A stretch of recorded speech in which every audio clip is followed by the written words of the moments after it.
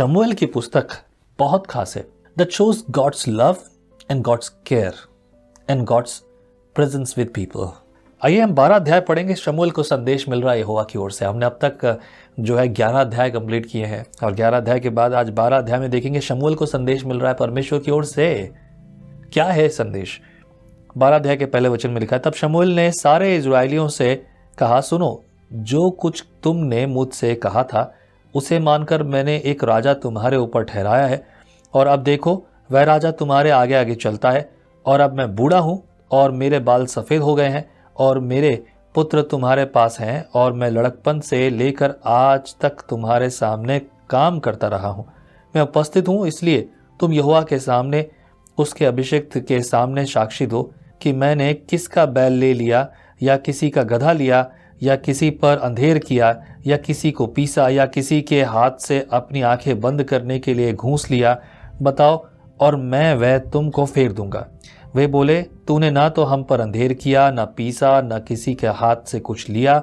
उसने उनसे कहा, आज के दिन यहोवा तुम्हारा साक्षी और उसका अभिषिक्त इस बात का साक्षी है कि मेरे यहाँ कुछ नहीं निकला। वे बोले, हाँ वह साक्षी है। आगे देखिए 6 पद में, यहाँ तक शमूएल की टेस्टिमनी क्लियर हो गई। टेस्टिमनी अमॉन्ग दी पीपल, जहाँ वो था, जिनके बीच में वो था, जैसा वो काम करता था। वर्स 6 में लिखा है, शमूएल लोगों से कहने लगा, जो मूसा और हारून को ठहरा कर तुम्हारे पूर्वजों के मिस्र देश से निकल आया वह यहोवा ही है। इसलिए अब तुम खड़े रहो और मैं यहोवा के सामने उसके सब धर्म के कामों के विषय में जिन्हें उसने तुम्हारे साथ और तुम्हारे पूर्वजों के साथ किए हैं तुम्हारे साथ विचार करूंगा। याकूब मिस्र में गया और तुम्हारे पूर्वजों ने यहोवा की दुहाई दी। तब यहोवा ने मूसा और हारून को भेजा और उन्होंने तुम्हारे पूर्वजों को मिस्र से निकाला और इस स्थान में बसाया।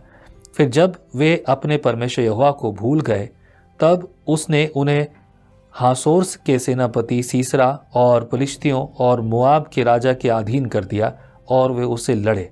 तब उन्होंने यहोवा की दुहाई देकर कहा, हमने यहोवा को त्याग कर और बाल देवताओं और अश्तरोत देवियों की उपासना करके महापाप किया है। परंतु अब तू हमको हमारे शत्रुओं के हाथ से छुड़ा तो हम तेरी उपासना करेंगे। इसलिए यहोवा ने यरूब्बाबेल, बदान, यिप्तह और शमूएल को भेजकर तुमको तुम्हारे चारों ओर के शत्रुओं के हाथ से छुड़ाया और तुम निडर रहने लगे। और जब तुमने देखा कि अम्मोनियों का राजा नाहाश हम पर चढ़ाई करता है, तब यद्यपि तुम्हारा परमेश्वर यहोवा तुम्हारा राजा था, तो भी तुमने मुझसे कहा, नहीं हम पर एक राजा राज्य करेगा। पूरी कहानी सुना दी गई कि उन्होंने अब तक ये कहानी कैसे किया।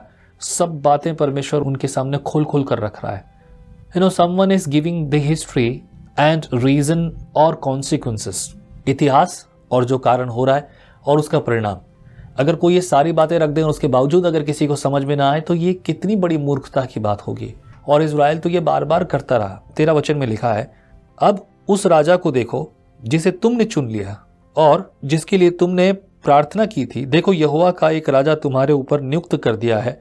देखो यहोवा ने तुम्हारे ऊपर एक राजा नियुक्त कर दिया है। और उसके बाद यहाँ आगे लिखा है, यदि तुम यहोवा का भय मानते और उसकी उपासना करते और उसकी बातें सुनते रहो और यहोवा की आज्ञा को टाल कर उसे बलवा न करो, और तुम और वह जो तुम पर राजा हुआ है दोनों अपने परमेश्वर यहोवा के पीछे पीछे चलने वाले बने रहो, तब तो भला ही होगा। परंतु यदि तुम यहोवा की बात न मानो और यहोवा की आज्ञा को टाल कर उससे बलवा करो, तो यहोवा के हाथ जैसे तुम्हारे पुरखों के विरुद्ध हुआ वैसे ही तुम्हारे भी विरुद्ध उठेगा। इसलिए अब तुम खड़े रहो और इस बड़े काम को देखो, जैसे यहोवा तुम्हारी आंखों के सामने करने पर है। आज क्या गेहूं की कटनी नहीं हो रही? मैं यहोवा को पुकारूंगा और वह मेघ गरजाएगा और मेघ बरसाएगा। तब तुम जान लोगे और देख भी लोगे कि तुमने राजा मांगकर यहोवा की दृष्टि में बहुत बड़ी बुराई की है। तब शमूएल ने यहोवा को पुकारा और यहोवा ने उसी दिन मेघ गरजाया और मेघ बरसाया, और सब लोग यहोवा से और शमूएल से अत्यंत डर गए। गलती करेंगे तो डर तो लगेगा ही। अगर आप गलती नहीं करोगे तो डर क्यों लगेगा? Because that is the serious thing, misunderstandings.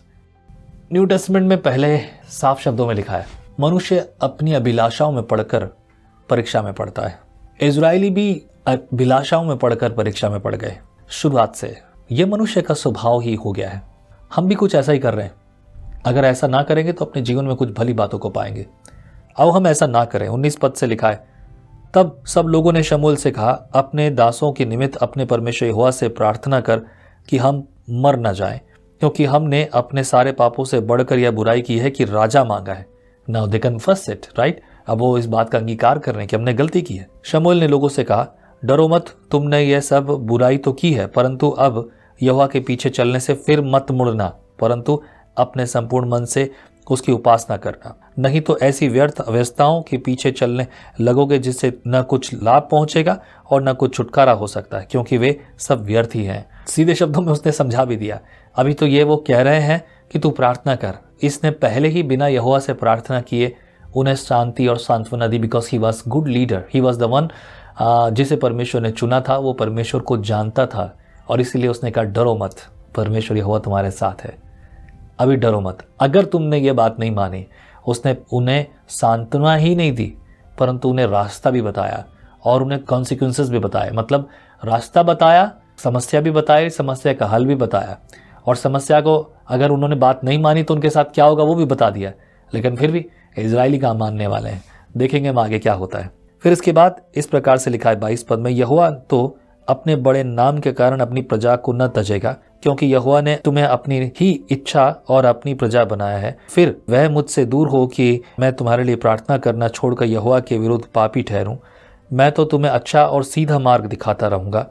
केवल इतना हो कि तुम लोग यहोवा का भय मानो और सच्चाई से अपने संपूर्ण मन के साथ उसकी उपासना करो, क्योंकि यह तो सोचो कि उसने तुम्हारे लिए कैसे बड़े बड़े काम किए हैं। परंतु यदि तुम बुराई करते ही रहोगे तो तुम और तुम्हारा राजा दोनों ही मिट जाएंगे। और यही कारण था कि हमेशा समस्याएं खड़ी हुई उनके लिए, because they were not listening, वो सुन नहीं रहे थे। तो प्रभु आपको आशीष करे मेरे प्रियो। This is the time that you have to understand. आपको सुनना और समझना चाहिए, बदलना चाहिए। आओ यहोवा की आज्ञा माने, उससे बेहतर और उत्तम कुछ नहीं है। प्रभु आपके साथ हो, आपके जीवन में कार्य करे। आमीन। Be blessed. जय मसीह की।